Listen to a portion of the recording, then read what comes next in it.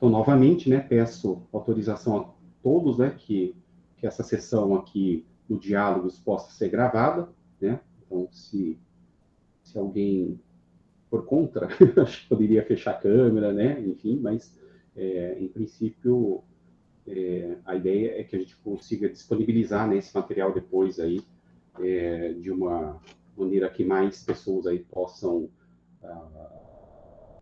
né, ter esse contato aqui do que é produzido aqui no nosso programa. Tá?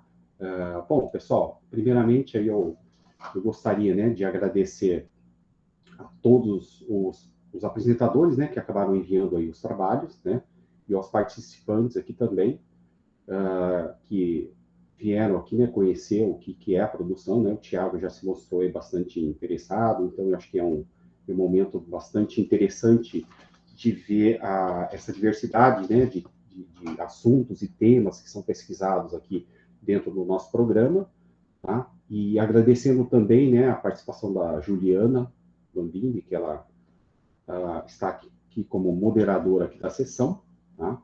E a ideia, pessoal, dessa sessão aqui do Diálogos, né, propositalmente, ela foi organizada pensando nessa diversidade dos temas, tá?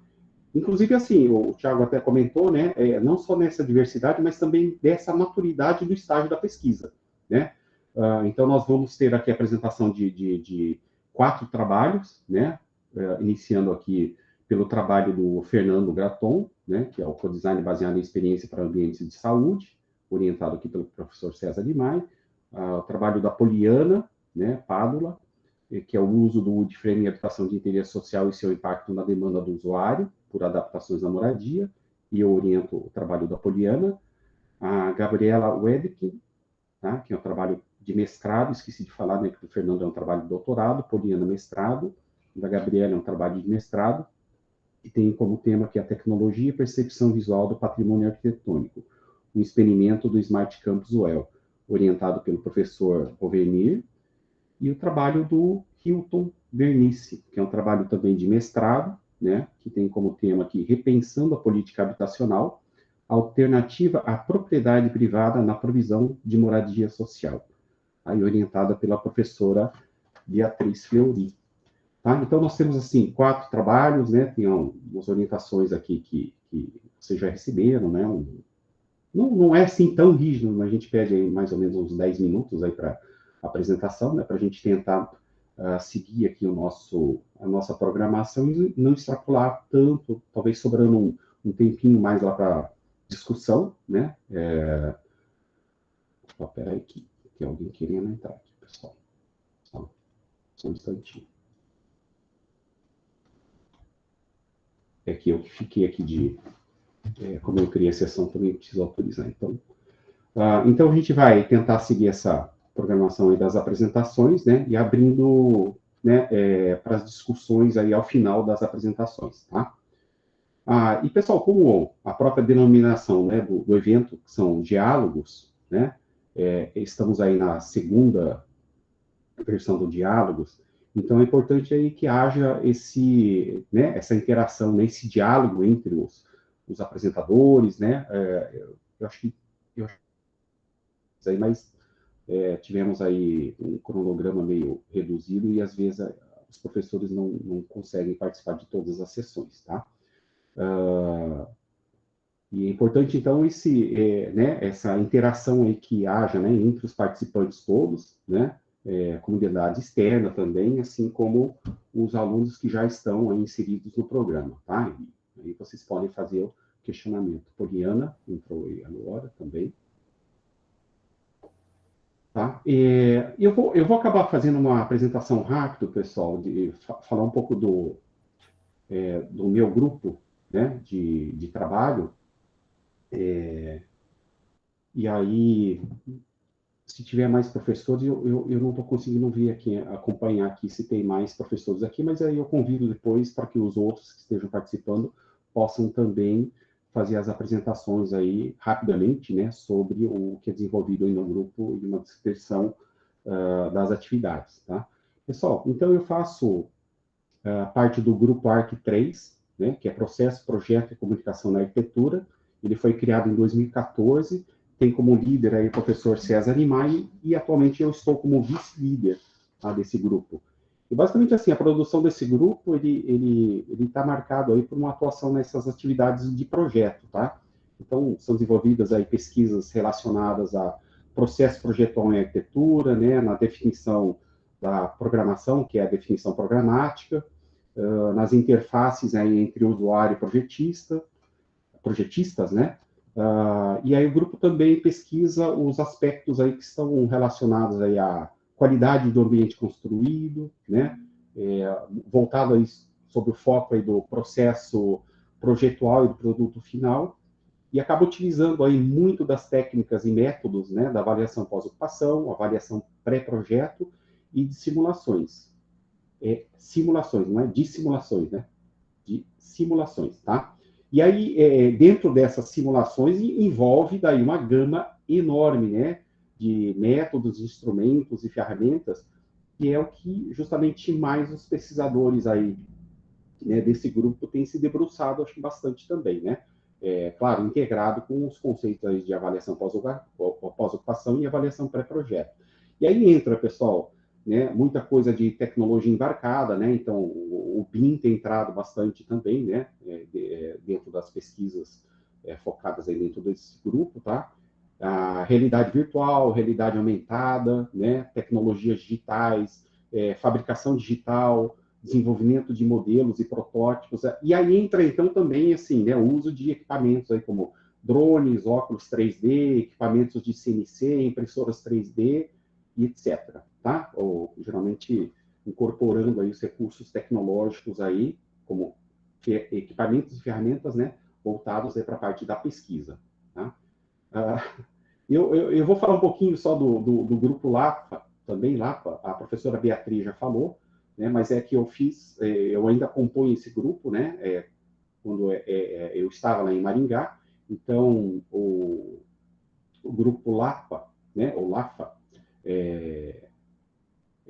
eu vou até ler a colinha aqui, tá, pessoal? Então, são pesquisadores do grupo LAFA, né, ele tem desenvolvido atividades de pesquisa nas áreas de habitação, cidade e patrimônio cultural, né, realizam trabalhos voltados para a qualificação do projeto, desenvolvimento de tecnologias e políticas públicas direcionadas para o planejamento urbano e para a habitação de interesse social. E dentro das atividades desenvolver assim, planos diretores, planos locais, né, de HIS, e avaliação do programa Minha Casa Minha Vida, tá, na região metropolitana de Maringá. E atualmente vem desenvolvendo pesquisas sobre o patrimônio edificado em madeira, né, buscando seu resgate histórico e tecnológico, e sobre os impactos da produção habitacional na região metropolitana de Maringá. Tá? E além dessas palestras e cursos de capacitação sobre habitação de interesse social e legislação urbana. Tá? E aí são temas também, né, desenvolvidos dentro do programa do PPU. Tá? E aí tem como líder, né, o professor Ricardo Dias e vice-líder a professora Beatriz Fleury. Ok? Então, pessoal, eu acho que é isso. Acho que até passou um pouquinho aqui do início da nossa programação, mas aí agora a gente poderia iniciar, né, Juliana? Sim, sim. Passar só algumas coordenações, algumas orientações agora de como os alunos, os apresentadores irão proceder. Então, como o professor Maurício comentou, são 10 minutos para apresentação, então cada participante vai ter, nós vamos ter 4 apresentações que vão ser uma em seguida da outra, e no final a gente abre então para as perguntas. Caso vocês tenham alguma pergunta e já queiram mandando no chat, depois eu organizo a ordem das perguntas e a gente faz essa discussão no final das apresentações, tá? Cada apresentador passando um pouquinho os 10 minutos, eu vou interromper gentilmente só para a gente ter esse encaminhamento para o fim da apresentação, tá? Para a gente não passar muito do tempo, porque a gente vai ter mais uma sessão hoje após essa sessão aqui. Então, eu vou interromper só para avisar e a gente encaminha para o fim da conclusão da apresentação, tá bom? E antes de iniciar, eu solicito que vocês deixem os microfones no mudo, tá? Para não ter nenhum interromper, não ter nenhum tipo de interrupção do apresentador, tá? Então, a gente pode começar agora. Eu vou estar aqui disponível, se algum problema acontecer, é só me chamar que eu vou estar aqui. Nós vamos começar, então, com a apresentação do Fernando Gargantini Graton, que é uma pesquisa de doutorado, e tem como título Co-Design baseado em experiência para ambientes de saúde. Bom, boa tarde a todos. O professor Maurício já começou a falar um pouco sobre o meu trabalho também, que ele vai falar exatamente sobre algumas ferramentas utilizadas dentro da pesquisa, que é justamente dentro do mesmo programa que ele estava explicando inicialmente. Eu vou compartilhar a tela. Já, assim que vocês conseguirem ver aí a tela, só me avisa aí, Ju. Tudo certo, Fernando, pode começar. Uhum. Então, boa tarde a todos. Meu trabalho é intitulado Co-Design Baseado em Experiência para Ambientes de Saúde. O meu orientador é o professor César Imai, que a gente faz parte do grupo de pesquisa ARC3, Processo, Projeto e Comunicação na Arquitetura, pela UEL. Esse trabalho é uma pequena parte do meu doutorado. Eu já estou indo para o último ano do meu doutorado, eu defendo ele até julho do ano que vem, então tenho menos de um ano para finalizar. E ele faz parte da base metodológica da pesquisa. Esse trabalho ele inicia-se com o problema, né, que é a complexidade dos projetos de saúde, muito em função dos fatores técnicos envolvidos, das legislações específicas de ambientes de saúde, dos seus equipamentos, atividades, fluxos, e os tipos de usuários, por exemplo, médicos, enfermeiros, aí temos o próprio paciente, entre outros usuários, com o objetivo de trazer para esses pacientes e esses usuários em geral o bem-estar e conforto físico. Nisso, o co-design é demonstrado como um modelo facilitador para projetos complexos, onde possibilita a participação do usuário, uma melhora na comunicação entre projetista e usuário, através do compartilhamento de responsabilidade dos resultados finais entre o participante e o projetista, resultando, então, em melhores soluções projetuais. E nisso se encaixa também o co-design baseado em experiência, que é uma metodologia muito focada dentro de ambientes hospitalares. É utilizado em projetos de mudanças e melhorias dos serviços e atendimento de saúde. Ele não é tão focado na área de projeto, mas foi adaptado para...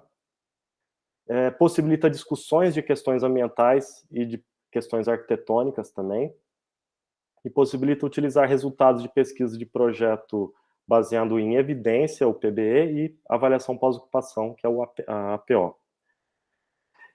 E o objetivo desse trabalho, ele é uma parte de um trabalho maior, que foi um artigo que foi aprovado agora no ENTAC de 2022, que a gente vai apresentar agora em novembro em Canelas. E o objetivo desse trabalho específico é desenvolver um esquema metodológico de aplicação de um CDBE para auxiliar no processo de projeto de ambientes de saúde para ser aplicado no setor de internação do Hospital Universitário de Londrina, contando com a participação dos profissionais de saúde destes setores. E esse projeto, essa aplicação vai se iniciar a partir agora desse mês de outubro, novembro, junto a esses profissionais do HU. Essa pesquisa ela já foi autorizada pela Comissão de Ética, tanto do HU quanto da UEL. E aqui foi um modelo utilizado no CDBE, que a gente fez uma revisão sistemática,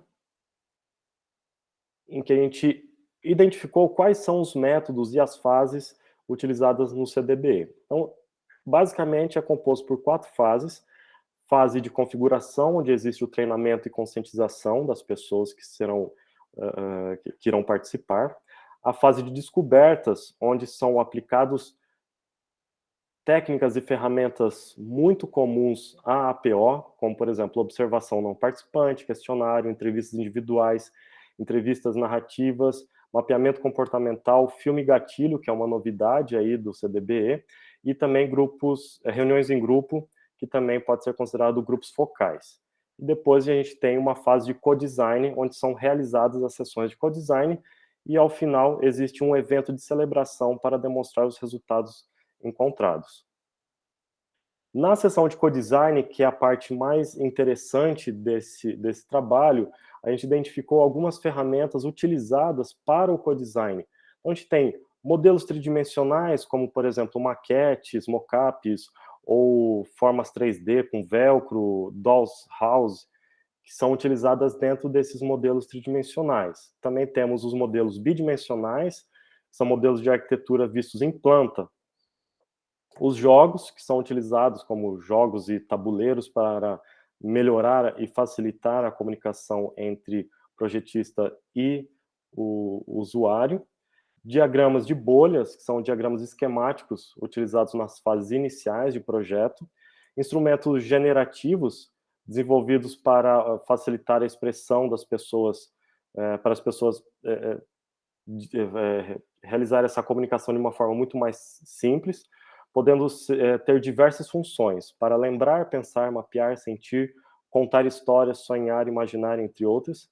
E os modelos digitais, que é a parte mais interessante, porque é o foco desse trabalho, que são perspectivas digitais, realidade aumentada, modelos em realidade virtual, para aproximar o usuário do projeto e romper com as falhas de comunicação e interpretação através de modelos realísticos. Essa metodologia ela foi feita a partir de uma revisão sistemática de literatura, onde foi baseado em 9 trabalhos finais. Então, nós tivemos uma análise quantitativa de 106 projetos, ou melhor, artigos. Depois, a gente teve uma primeira rodada, onde a gente teve uma restrição dos anos de 2019 a 2022, ficou 61.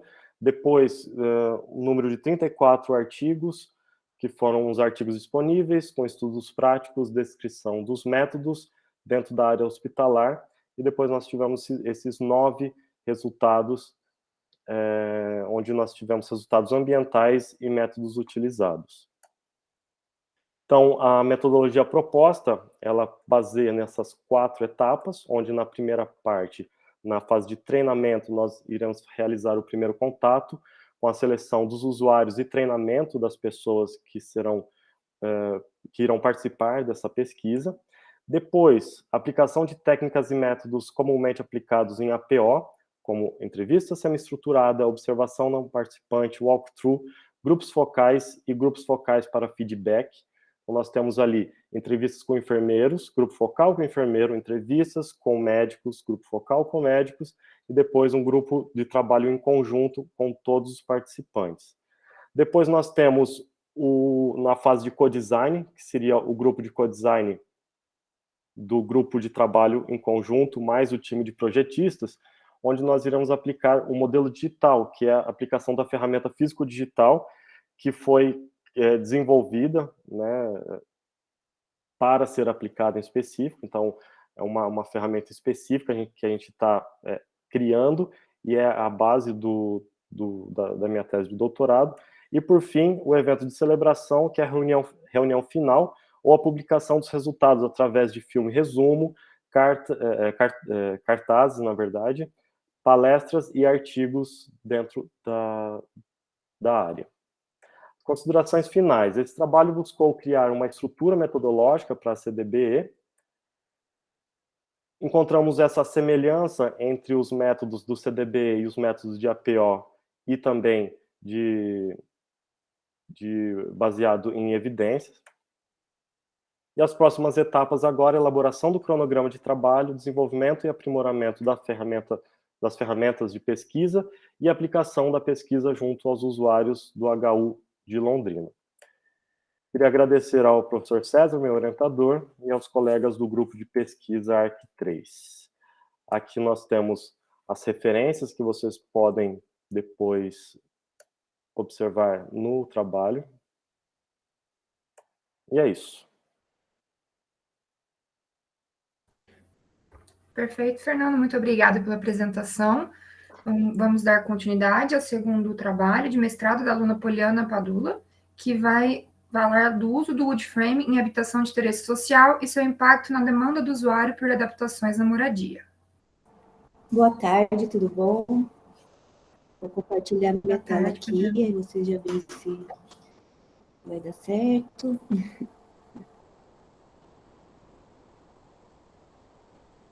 Tá dando para ver? Sim, sim. Ok. Eu vou compartilhar aqui e já vou me apresentando e falando aqui um pouco sobre a minha pesquisa. Pronto, perfeito. Está dando para ver, sim. Tá dando para ver? Ah, ok. Então, o meu tema, né, de pesquisa é ampliabilidade em habitações de interesse social em Lightwood Frame. Eu fui evoluindo um pouco os conceitos, comecei com flexibilidade, aí fui vendo a questão da adaptabilidade, agora estou pensando em dar um enfoque na parte da ampliabilidade. Então, meu nome é Poliana Padula, meu orientador é o Maurício Azuma, e eu faço parte do grupo também do ARC3, né, de processo, projeto e comunicação na arquitetura. Então, primeiro eu vou falar rapidamente o que é o conceito de ampliabilidade, né, que representa a ampliação da casa mínima ou do módulo inicial de forma que mantenha sua funcionalidade e integração do projeto inicial. Ou seja, essa capacidade, né, da habitação, no caso da habitação, de poder sofrer ampliações sem descaracterizar o projeto inicial.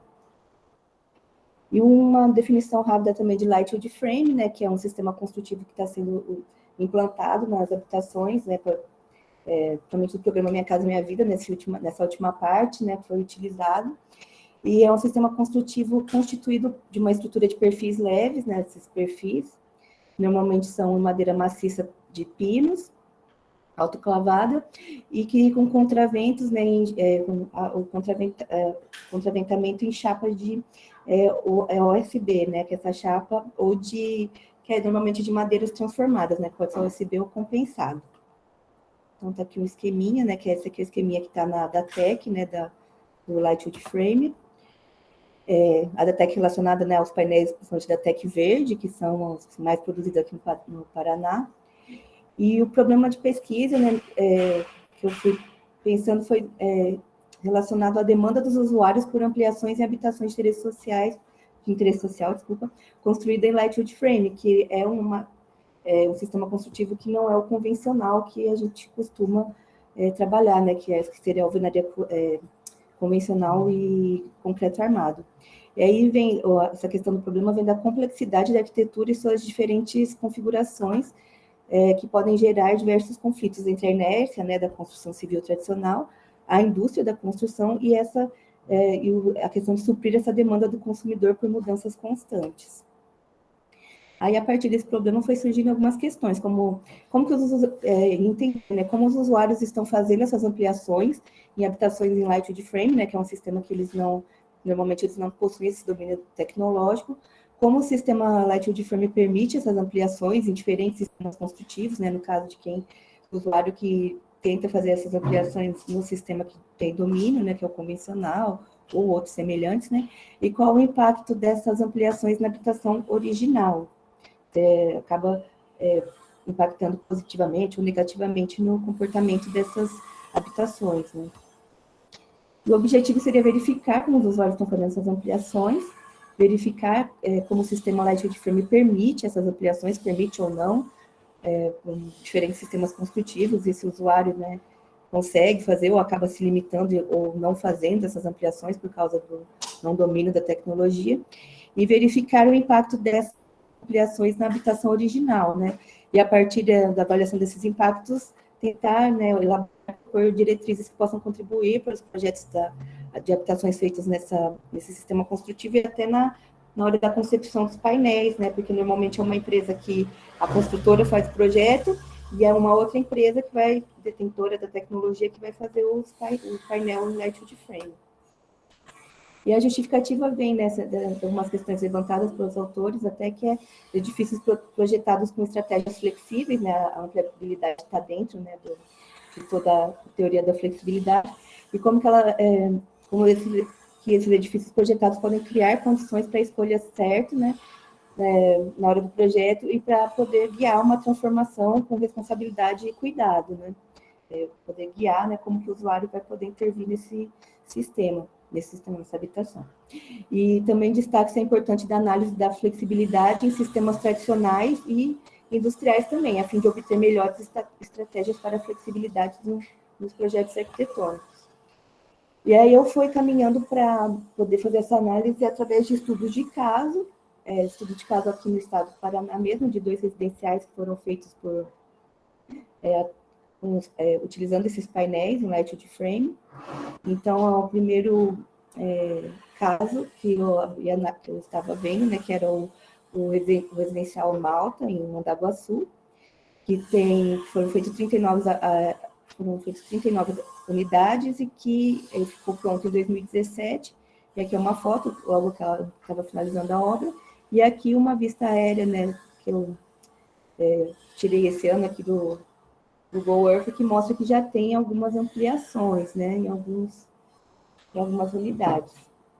E o outro é o Residencial Santa Maria, em Paranavaí, que são 144 unidades, e que nesse caso a gente, aqui na entrega, né, como que ele estava, né, no estado original, e aqui não dá ainda para ver muito bem, né, por causa da qualidade, mas como ele já tem várias ampliações, a gente foi vendo até vendo assim, o sombreamento, tentando ver pela massa, assim, que tem ampliações até mais altas que a própria unidade original. Então, tentar entender, né, porque como que os usuários estão fazendo essas ampliações, porque, né, se o projeto permite isso, se a tecnologia permite, né. Então, uma forma de poder fazer essa avaliação através da análise projetual, né, usando algumas ferramentas da análise de pós-ocupação, né, como já tem um tempo de ocupação, né, a gente poder aplicar a PO, e começando fazendo uma análise no projeto, uma análise do manual do usuário, para ver o que tem previsto para poder promover essa flexibilidade, essa ampliabilidade, né, se o usuário já é guiado a poder fazer isso com segurança, e também entrevistar o projetista para ver as intenções projetuais, né. Aí uma outra etapa seria o levantamento fotográfico, levantamento físico, uma maior precisão, né, utilizando ali, eu mostrei só uma imagem do Google Earth, mas podendo utilizar mapeamento, né, alguma aerofotogrametria com drone, ou até fazer levantamento com alguns outros tipos de equipamentos que possam apreender, porque é bastante, com muitas unidades, né, e tem muitas configurações de ampliação, né, que a gente pode vir a constatar. E também uma outra etapa, inquirir o próprio usuário da habitação através de questionários, de walkthrough dentro das habitações, para ver, né, quais foram as modificações, o porquê que elas se fizeram necessárias, e se ele conseguiu fazer, ou se não conseguiu, mas tinha intenção de fazer essas alterações. Para depois, né, depois de coletar esses dados que foram realizados através da PO, poder fazer essa análise dos dados e tentar, né, compreendendo melhor o fenômeno, tentar propor diretrizes para dar contribuição para os projetos, né, ou até mesmo para, na hora de pensar antes de fazer os painéis, né, em poder alimentar com informações ali para a indústria, né, poder prever alguns itens que facilitem essa ampliação do usuário numa parte posterior, né, após a ocupação. Então, seria isso. Espero que eu não tenha passado, né? Acho que está ok, a questão do tempo. Agradeço vocês. E as minhas referências também, mais diretas, né, que eu usei para essa apresentação. Muito obrigada. Muito obrigada, Poliana, pela apresentação. Dando continuidade, nós temos agora um trabalho de mestrado da aluna Gabriela Oliveira Wedequim, perdão, com o título Tecnologia e Percepção Visual do Patrimônio Arquitetônico, um experimento do Smart Campus UEL. Vou compartilhar aqui, vocês só me falam se vai dar certo, só um minutinho. Tá travando um pouquinho, vamos ver se ele vai.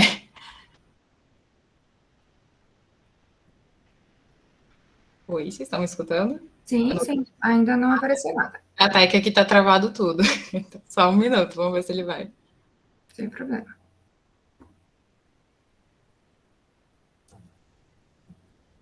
Ainda tá travado. Vocês me escutam ainda? Sim, sim. Tá, eu vou sugerir se pode ser o Hilton, porque a minha tela ficou preta. Aí eu reinicio e... Não, acho que agora vai, peraí. Agora foi. Agora vocês veem. Sim, sim, agora sim. Só colocar na apresentação. Perfeito, agora foi. Foi. Bom, né? Então, boa tarde, eu sou a Gabriela, meu orientador é o professor Rovanir Duarte, e minha pesquisa, né, como a Juliana já falou, é intitulada Tecnologia e Percepção Visual do Patrimônio Arquitetônico, um experimento no Smart Campus Web. Bom, com o avanço das tecnologias, as cidades têm se tornado um espaço híbrido, né, resultado da intersecção do ambiente físico e virtual, e esse novo espaço, integrado às tecnologias digitais, ele ficou conhecido como Smart City, e vem afetando a maneira como as pessoas interagem com a cidade. Nesse cenário, emerge a área do Smart Heritage, né, que é a convergência entre o patrimônio cultural e a Smart City, né, onde se usa as tecnologias digitais para a preservação e difusão do patrimônio cultural. Bom, então, como problema de pesquisa, né, nesse espaço híbrido, há indícios que o uso das tecnologias, como os smartphones, tem afetado a percepção visual, podendo causar prejuízos na memória e na atenção das pessoas. Isso tudo pode gerar consequências notórias na experimentação visual do patrimônio, né? Porque qualquer análise estética depende da percepção e lembrança de certas particularidades que fazem o espaço distinguível e identificável. Né? Mas, por outro lado, os dispositivos tecnológicos, eles estão cada vez mais presentes no nosso cotidiano. Então, assim, né, conforme esses dois autores abaixo, que eu não sei falar o nome, eles sugerem que os efeitos experienciais da Smart City dependem de ser e em que quais casos, né, a tecnologia se torna uma impulsionadora ou um filtro inibidor para diferentes tipos de experiências. Bom, então, como objetivo principal dessa pesquisa, né, é entender como um artefato tecnológico pode impulsionar a percepção visual na fase de observação do patrimônio arquitetônico, com o intuito de sensibilizar as pessoas em relação a este, né, e como os objetivos secundários desenvolver um artefato tecnológico que envolva a sensibilização, né, da percepção visual do patrimônio arquitetônico, contribuir para o entendimento do papel dos Serious Games em exercícios de percepção visual do patrimônio arquitetônico. Os Serious Games são jogos que envolvem pedagogia, através de atividades que educam, né, transmitindo alguma habilidade ou conhecimento, por isso que eles são chamados, né, de jogos sérios, né, em tradução. Além disso, eles podem motivar as pessoas a visitar o patrimônio cultural e explorar locais históricos, né, por meio de elementos de jogos, como narrativa, desafios, pontuação, recompensa, entre outros, né. E, por último, né, verificar a potencialidade do artefato proposto em roteiros de visitação, né, tomando o campus da UEL como um Living Lab, um laboratório vivo para testes de percepção visual do patrimônio arquitetônico. Então, como metodologia, a gente tem duas estratégias metodológicas, a quase experimental e a Design Science Research. A estratégia quase experimental, ela se desenvolve através do Smart Campus da UEL, né, um projeto de pesquisa que funciona como um Live Lab, que eu já comentei, né, para teste de ambientes de Smart Cities. E nesse campus estão situadas 3 casas de madeiras oriundas da colonização, né, de Londrina, reconstruídas e alocadas de tal forma que se torna possível simular um roteiro arquitetônico. Segundo o Zani e a Mack, né, estudiosos das casas de madeira, eles falam que as especificidades dessas casas são reveladas pelos diferentes ornamentos de cada uma, né, apresentando características de cada carpinteiro. Assim, o Smart Campus da UEL ele funciona como uma ambientação da pesquisa, dando suporte às futuras simulações do artefato, né, a ser desenvolvido através da Design Science Research. Então, a Design Science Research ela tem o propósito de construir artefatos, né, que possibilitem soluções satisfatórias a problemas práticos. E essa pesquisa, né, em concordância com essa metodologia, ela foi estruturada em 6 etapas. A primeira etapa foi a identificação do problema por meio de revisão bibliográfica. A segunda etapa, né, de sugestão, teve como finalidade uma maior compreensão do problema de pesquisa, né, e foi desenvolvida por meio de uma discussão semi-estruturada com um grupo focal de 4 especialistas da área do patrimônio cultural, né, que auxiliaram na revisão do problema e sugeriram soluções para abordá-lo, né, conforme a experiência prática de cada um. A terceira etapa, né, desenvolvimento, é a elaboração do artefato. A gente está no início, né, dela, né, no delineamento inicial. Depois eu vou falar um pouco mais sobre isso. Em seguida, a demonstração do artefato, né, com um grupo controlado para entender o impacto da percepção do patrimônio arquitetônico. A quinta etapa, a avaliação do artefato, que vai ser realizado com o mesmo grupo de especialistas da etapa 2. E, por fim, a comunicação, que é a síntese, né, das principais aprendizagens, limitações e contribuição da pesquisa. Bom, aqui. Bom, como até o momento, né, os resultados parciais dessa pesquisa consistem em 2 avanços, os resultados, né, com a atividade realizada com um grupo de especialistas, referente à etapa 2, e o início do alinhamento do artefato, referente à etapa 3. Então, né, com base nas colocações dos especialistas, foi feito um cruzamento dos apontamentos levantados na literatura, né, da fundamentação teórica, para, então, elencar as principais diretrizes para o artefato. Então, por exemplo, o uso do artefato ele deve envolver um modo ativo que estimule o usuário a desenvolver algum tipo de ação de forma lúdica, como buscar o ornamento, ou montar as partes e ornamentos como um quebra-cabeça ou um jogo de encaixe. O artefato ele deve estar relacionado com a narrativa construtora do roteiro, né, procurando trazer os ornamentos ou as partes das casas de madeira para o centro da narrativa. E, além disso, a narrativa ela deve estar conectada a um enredo de jogo de detetive.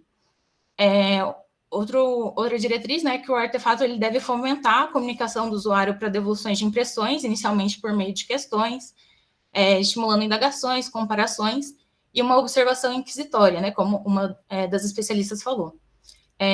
Outra diretriz é que a percepção visual ela não pode ser destituída de significados, né, em diferentes camadas, devendo ser agregadas ou instigadas a descoberta de informações significativas, né, das partes do ornamento, como, por exemplo, a influência étnica sobre a técnica construtiva.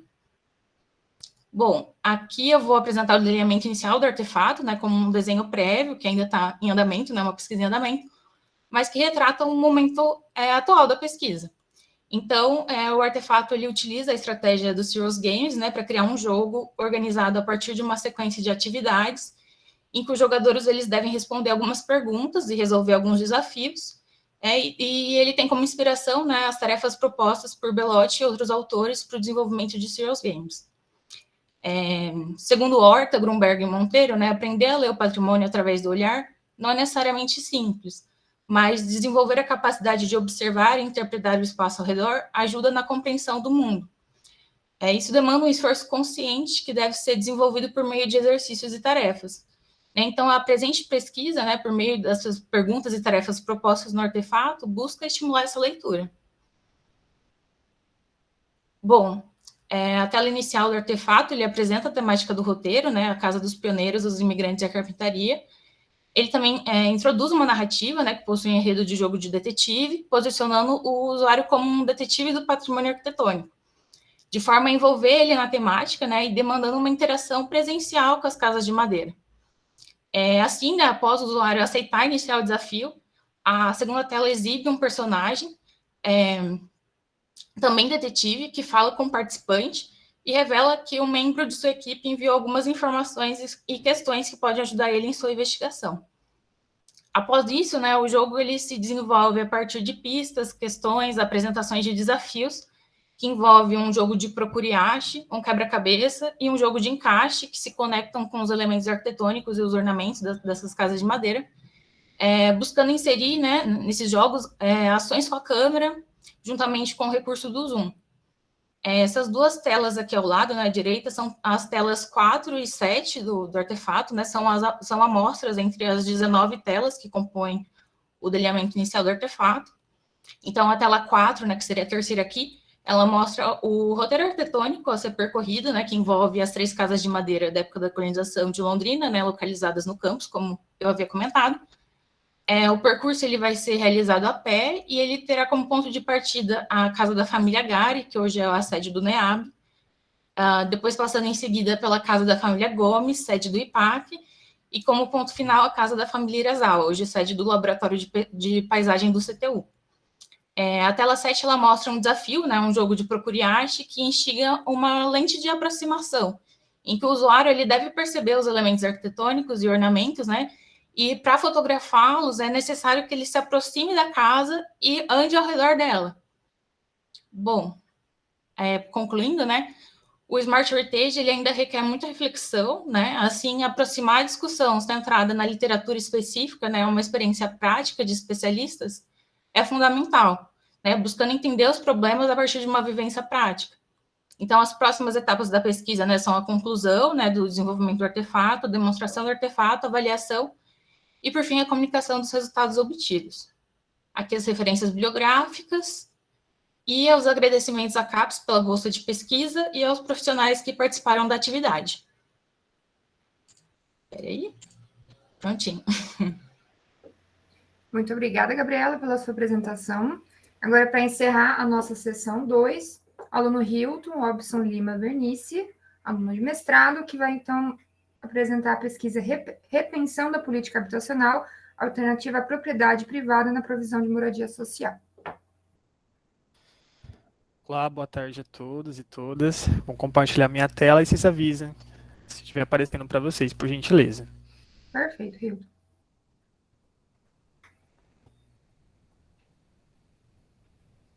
Pronto, está aparecendo.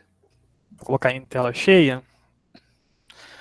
Meu computador também está um pouquinho lento, então se travar, vocês avisem, por favor. Que eu não tô Pode deixar. vendo Está vocês. apresentando, pode ficar à vontade. Ok. Bom, me chamo Hilton, sou aluno de mestrado aqui do PPU-UEM. A minha pesquisa está intitulada Repensando a Política Habitacional Alternativa à Propriedade Privada na Provisão de Moradia Social.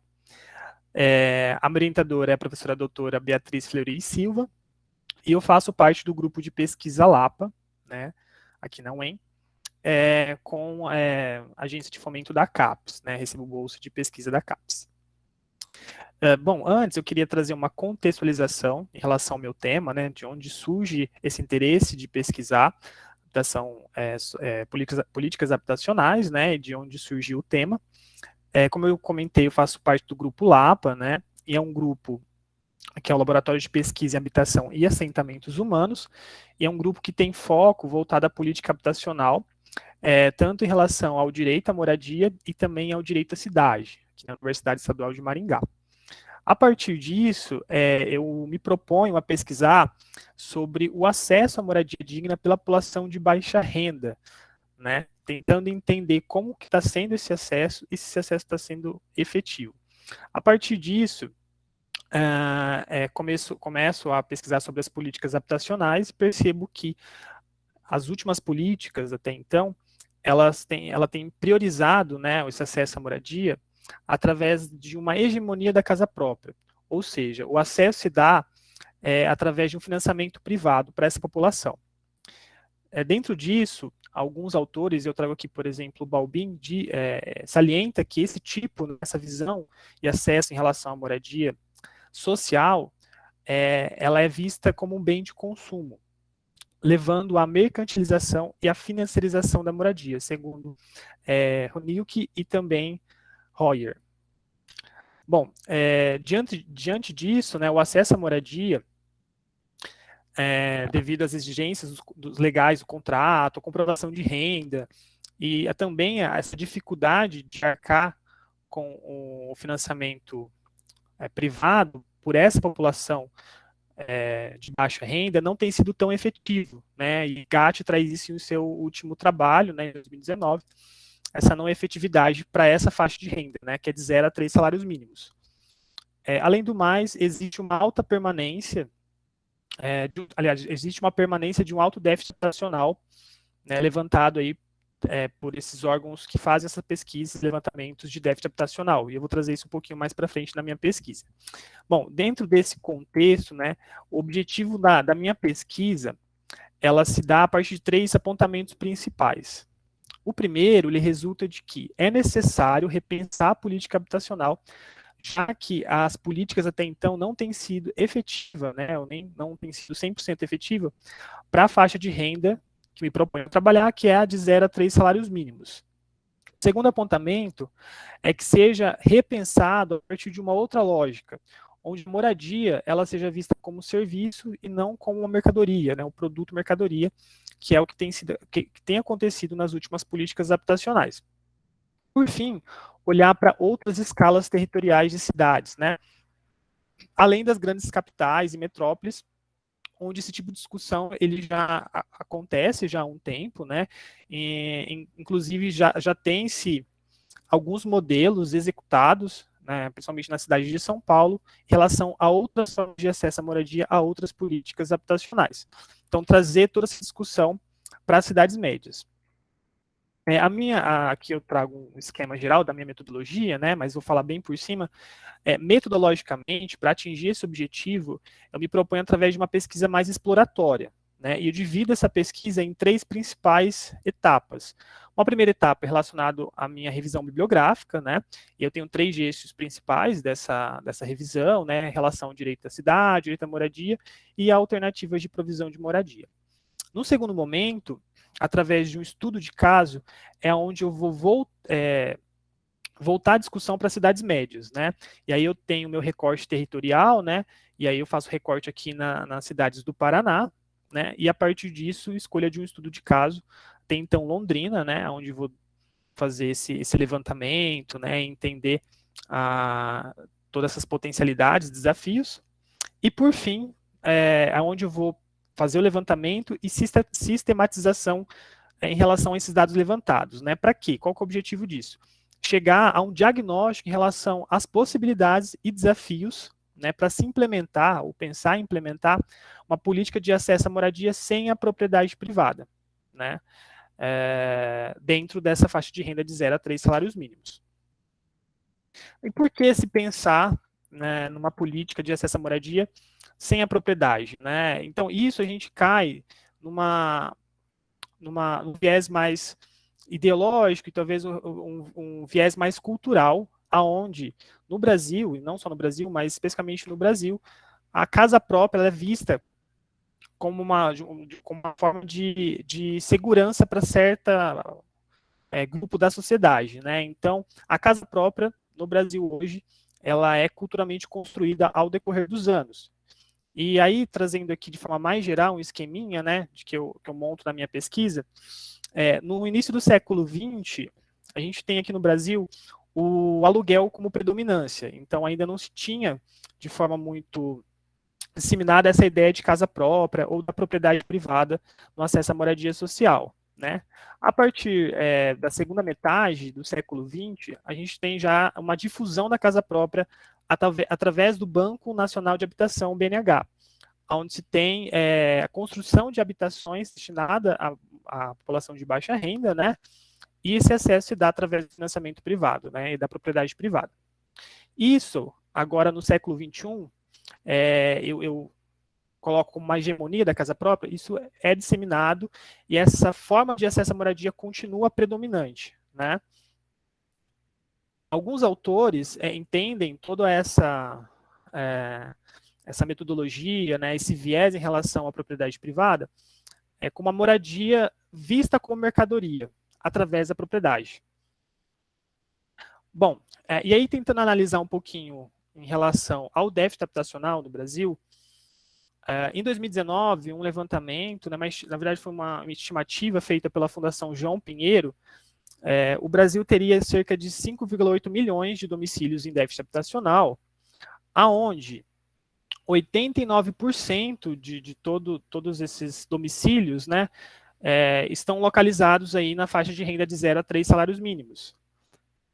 Não sei se vocês estão ouvindo, está chovendo bastante, se tiver um barulho de fundo, que do nada está caindo um temporal aqui. Vou fechar. Desculpa. Bom, em relação a esse déficit habitacional, é interessante destacar que 52%, ou seja, mais da metade do déficit, ele está localizado especificamente em uma tipologia, né, em um dos aspectos do déficit, que é o ônus excessivo com aluguel, ou seja, pessoas que gastam acima de 30% da sua renda com gastos através de moradia, né, com o aluguel. Bom, a partir disso, então, dentro da minha pesquisa, eu discuto que é necessário buscar novas alternativas de provisão de moradia. E deixo aqui claro que a ideia da minha pesquisa não é cessar o que já foi produzido até então, né? Mas sim olhar para outras formas de alternativas, né? E outras possibilidades no território brasileiro. Ou seja, né, como viés, né, como objetivo, que essas alternativas venham ao encontro de uma resistência lógica do produto habitacional, ou seja, a moradia como mercadoria, sanar outros aspectos do déficit habitacional, né, como eu mostrei ali, mais de 50% do déficit hoje é de ônus excessivo de aluguel, né, e também as pessoas em vulnerabilidade, que são pessoas que comumente são negligenciadas em relação a essas políticas habitacionais. Por fim, a moradia ser entendida como serviço público permanente, né? Cardoso, em 2019, diz o seguinte, que é necessária uma política de habitação centrada na dimensão social, no atendimento das necessidades habitacionais da população, com prioridade para os setores de menor rendimento e em situação de vulnerabilidade social, e caminho no sentido da desmercantilização da moradia. Bom, eu ainda não tenho resultados parciais da minha pesquisa, né? Mas trazendo aqui para essa apresentação especificamente, algumas considerações, é de que as políticas até então não têm sido 100% efetivas, né, para a imensa demanda de moradia no país, né? A gente consegue observar isso através desses dados, né, do déficit habitacional. Que a casa própria, ela é construída, a ideia de casa própria, ela é construída culturalmente no Brasil, e é construída através de um mito, onde a moradia ela é vista como mercadoria, ou seja, ela é muito mais valor de troca do que valor de uso na sociedade, e que ela atende a necessidade de suprir a demanda habitacional, né, nas cidades por meio de alternativas distintas às políticas atuais, para que somem essas políticas já efetivas no Brasil. E aí, como próximas etapas, né, dentro da minha pesquisa, é entender as possibilidades e desafios dessa discussão para as cidades médias, ou seja, trazer toda essa discussão para esse gap de pesquisa, né, que são esse debate também, outras configurações de cidades que não as cidades grandes e grandes metrópoles. Bom, aqui algumas referências que eu usei para esse trabalho, né, como agradecimento a CAPES, né, pelo apoio em relação à pesquisa, ao meu grupo de pesquisa Lapa, né, e a minha orientadora, a professora doutora Beatriz Fleury Silva.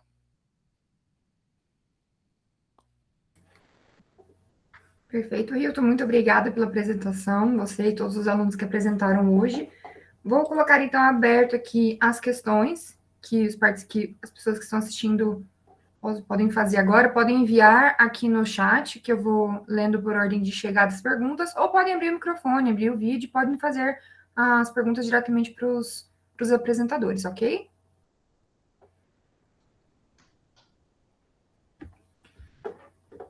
Tiago, pode falar, Tiago. Oi, pessoal, boa tarde. Então, eu tenho uma pergunta para o Fernando, algo que me chamou a atenção na apresentação dele, quando ele fala do desenvolvimento da metodologia, né, as fases, configuração, descobertas, co-design e depois os eventos de celebração, né? Fernando, na parte assim, de descobertas, que eu entendi que essa parte da metodologia é quando você tem o contato mais assim direto mesmo com os usuários e tal, né? Eu queria saber se nessa etapa da descoberta teve algo que te chamou a atenção, ou se teve algum resultado que você não esperava, ou alguma reação assim que se destacaria nessa etapa das descobertas. Minha pergunta seria essa. Oi, Tiago. Na verdade, eu ainda não apliquei, tá? Isso daí é só o escopo de aplicação.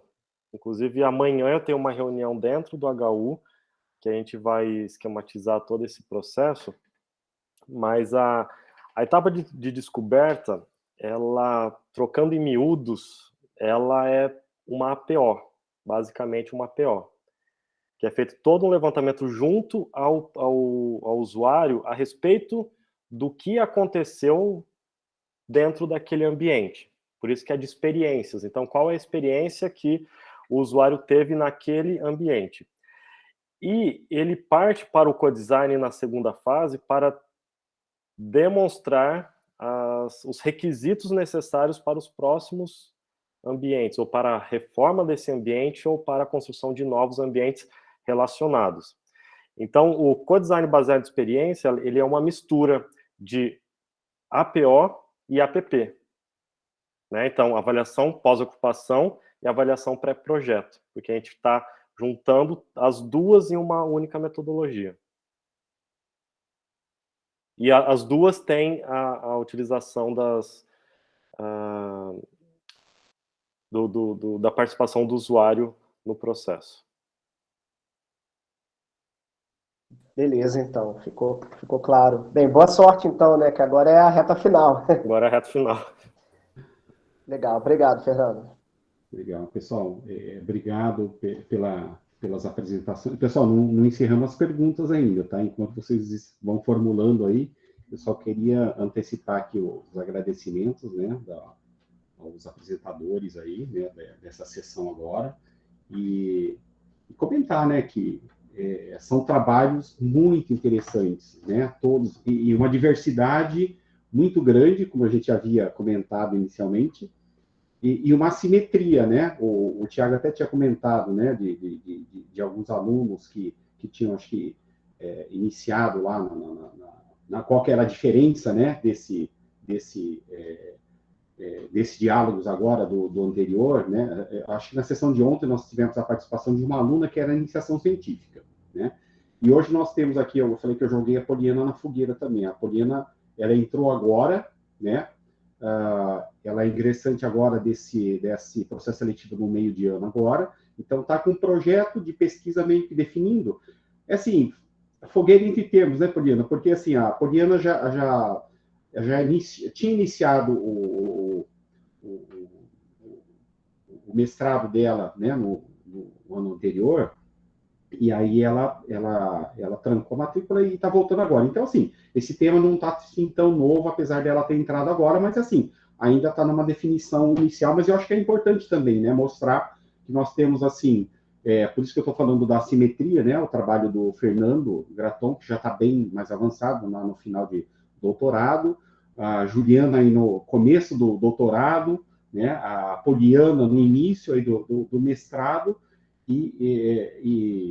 aliás, a Juliana, né, ela está como moderadora aqui, mas ela apresentou ontem também, né? Então, está participando aqui hoje também. E a Gabriela e o Hilton, eu acho que vocês entraram ano passado, né? Foi isso. E aí estão já no segundo ano, né? Então, já tem uma definição aí um pouquinho maior para o tempo que você tem para desenvolver o mestrado, né?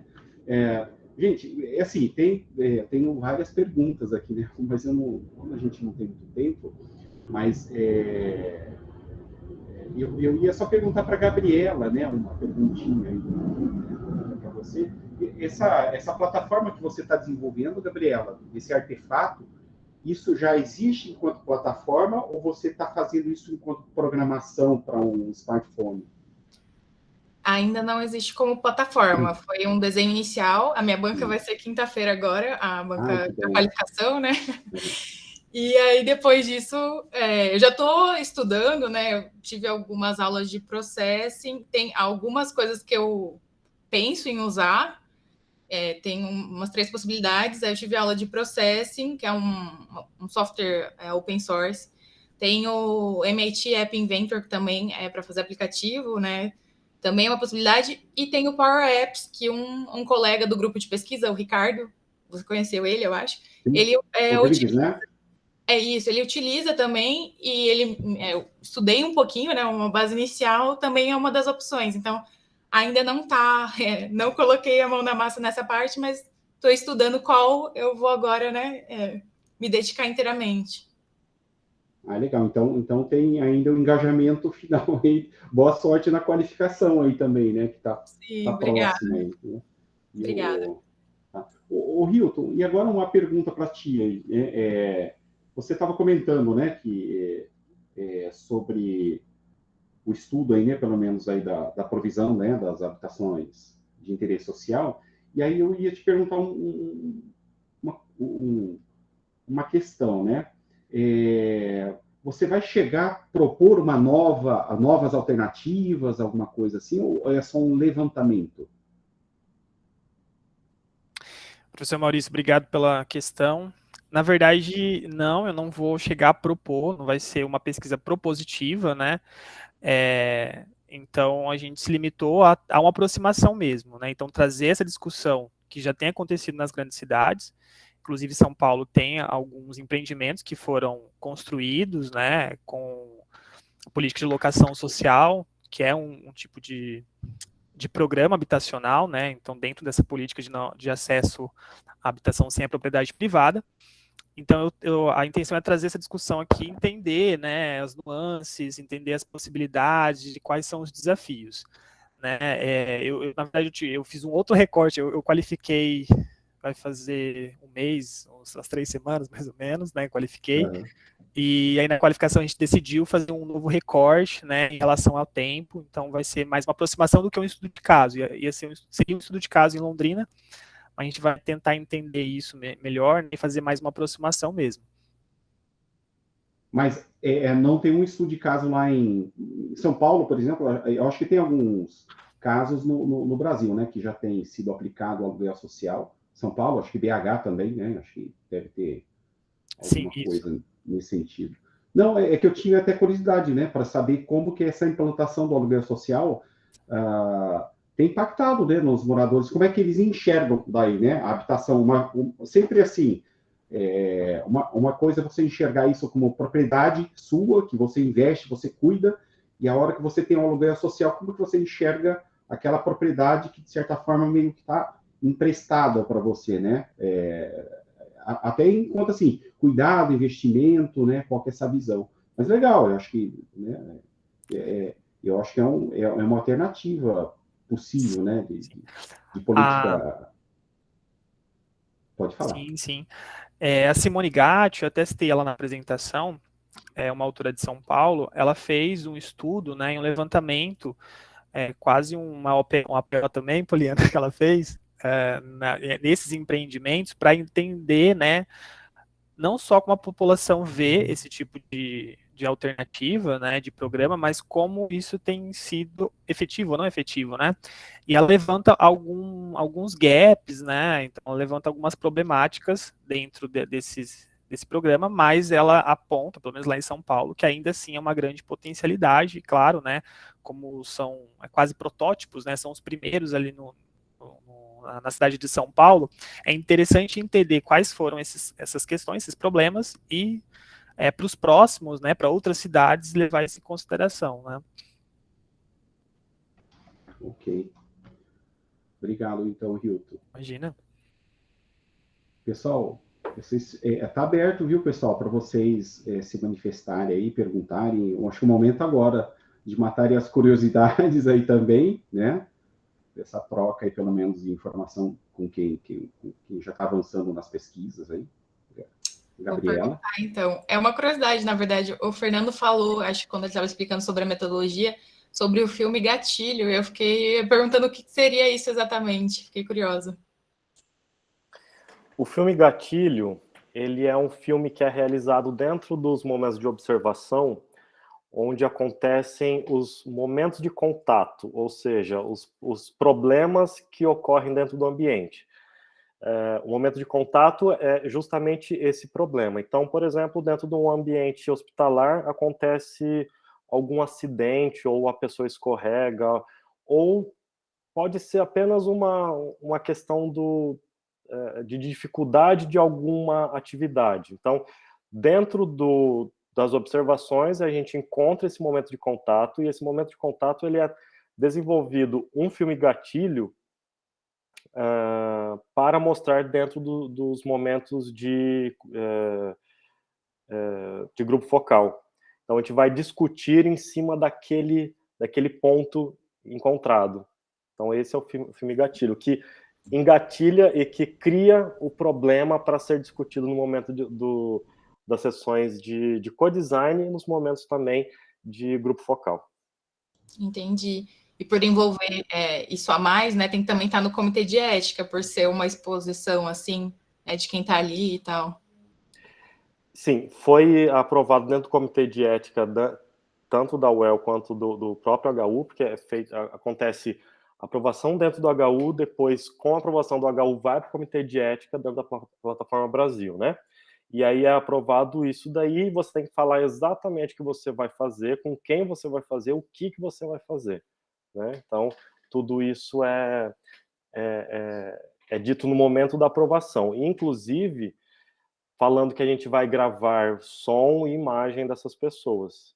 Claro que depois tem toda a declaração de participação que essas pessoas devem assinar também, de chamar Declaração Livre Esclarecido. Sim, é um processo bem chato e complicado. Eu imaginei que seria... Eu passei pelo comitê de ética também, mas não foi algo assim tão rigoroso igual o seu. Eu acho que até lembrando, já que a Gabriela tinha comentou, né, do Comitê de Ética, o Poliana também precisa da entrada aí na aprovação do Comitê de Ética, viu? Na plataforma Brasil. Então, enfim, mas isso aí a gente conversa depois, já lembrando, pegando o gancho aí do que a Gabi já levantou, né? No meu caso, demorou 6 meses a aprovação. Então precisa... se eu não me engano, acho que Maringá, a UEM, acho que até foi rápido, né? Mas a UEL, dependendo da frequência, né, que você tem aí. É porque, assim, eu tive que fazer a aprovação dentro do HU. Então, o HU, ele contesta várias coisas. Então, até finalizar o HU, demorou. Aí depois você manda para a UEL, aí eles também pedem um monte de coisa. Então, dependendo do que vai ser feito, o processo ele é mais longo ou não. Entendi. Eu acho que o meu foi 1 mês por aí. Gente, só para eu entender melhor esse tema aí da captar esse material, e esses prazos é para você poder aplicar, fazer essa aplicação, ou para poder divulgar o que foi captado?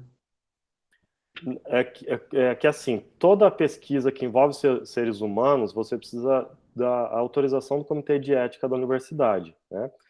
Você não pode fazer nenhuma entrevista sem que tenha o Comitê de Ética tenha aprovado, por menor que seja a problemática disso, né? O Comitê de Ética ele é muito utilizado principalmente, né, ele começou a ser utilizado quando utilizava-se quando é uma pesquisa mais invasiva, quando você coleta dados muito pessoais de pessoas, que você precisa proteger essa pessoa, né? Ou quando envolve perigo da pessoa durante a sua pesquisa, quando é mais voltado para a área de saúde, é muito utilizado isso. E a gente das ciências sociais e da exatas e tal, antigamente nem utilizava isso, mas aí começou a ser obrigado, isso daí começou a ser utilizado de uma forma mais incisiva. Mas então, são só para eu entender melhor, né? Porque eu acho que também a minha pesquisa iria nessa linha. É um processo para você poder ir lá e aplicar e fazer, e depois seria outro para você poder divulgar isso como material de pesquisa? Ou é um processo único? É um único processo para você, porque lá você vai colocar qual que é... o que você vai fazer com aquelas pessoas? Você vai fazer entrevista? Você vai tirar fotos? Você vai gravar vídeo? Tal. Depois que aprovou isso, aí você já está com liberação de aplicar. Só que depois você precisa da autorização das pessoas se você quiser utilizar alguma imagem ou alguma voz ou alguma coisa que essa pessoa falou. Né? Você precisa ter a autorização depois das pessoas que vão participar específica, também. assim, né? Mais específica. Mas para divulgação, não. Se você tiver todas essas autorizações, na divulgação do seu trabalho, você não precisa de mais nenhuma autorização, por exemplo. É que, na verdade, Tiago, é o seguinte, para você divulgar, você precisa ter todo esse processo anterior, que é a aprovação do Comitê de Ética e na plataforma Brasil. Senão você não consegue nem divulgar revista, evento, não aceita o teu artigo se você não tiver uma descrição que foi aprovado pela plataforma Brasil, pelo Comitê de Ética, enfim, assim, ninguém vai aceitar isso. Tá? Então você não consegue já divulgar. Inclusive, né? A gente está com um artigo que está no prelo da gestão de tecnologia e projeto, que uma das condições para aprovação é se ele foi aceito no Comitê de Ética. Porque se ele não foi, ele já é recusado de início. Assim, a primeira coisa ele já é recusado. Então, se você tiver assim, qualquer entrevista, questionário que vai ser aplicado com pessoas, precisa ter a aprovação no Comitê de Ética. Tá? E assim, o Comitê de Ética já pede, inclusive, assim, a estrutura já do questionário, né? Com as perguntas que você vai fazer, né? O processo, enfim. Tá? Então, a ideia é ser o mais claro possível. Na hora que você vai aplicar, é bom já ter esse recorte bem definido, o que você pretende fazer, como é que você pretende utilizar aqueles dados, assim, que eu estou imaginando, já ter isso bem construído, que aí você pega uma aprovação que vai garantir enfim, a sequência tranquila da pesquisa, né, em termos de cronograma. Sim, é isso mesmo. Beleza. Obrigadão, gente. Foi bem elucidativo. Okay. Pessoal, mais alguém? Eu acho que nós estamos já quase no finalzinho, né? Sim, no limite, antes para tomar um cafezinho aqui antes da próxima.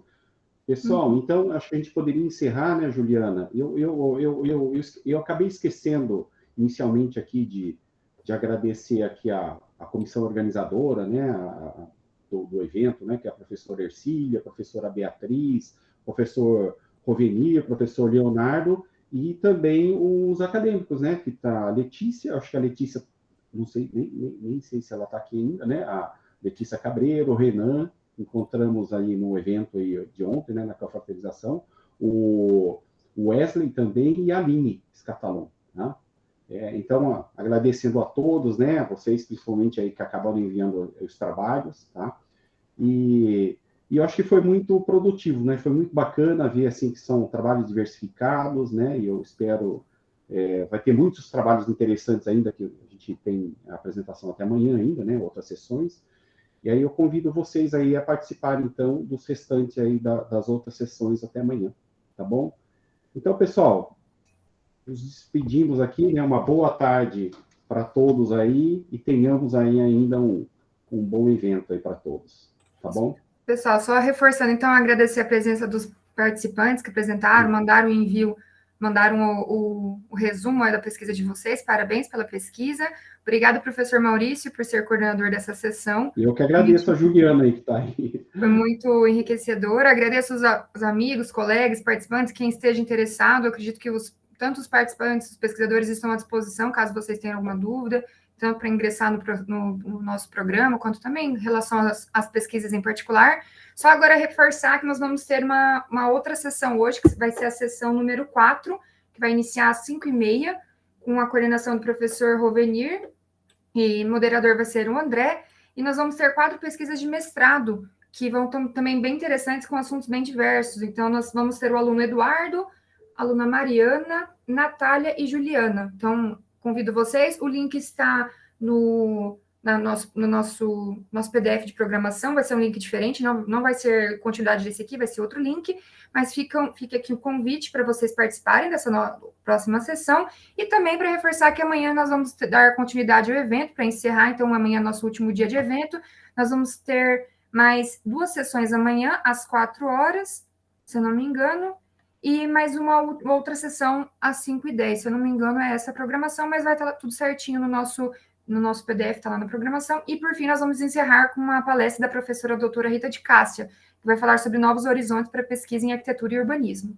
Então, fica aqui o convite, agradeço novamente, e a gente se encontra aí nos nossos trajetos, nas nossas trajetórias acadêmicas. Joia, pessoal. Boa tarde a todos aí. Obrigado. Boa tarde, pessoal. Obrigada, tchau, tchau. Obrigada, tchau, tchau. Acho que vou parar a gravação. A Letícia, eu não sabia se a Letícia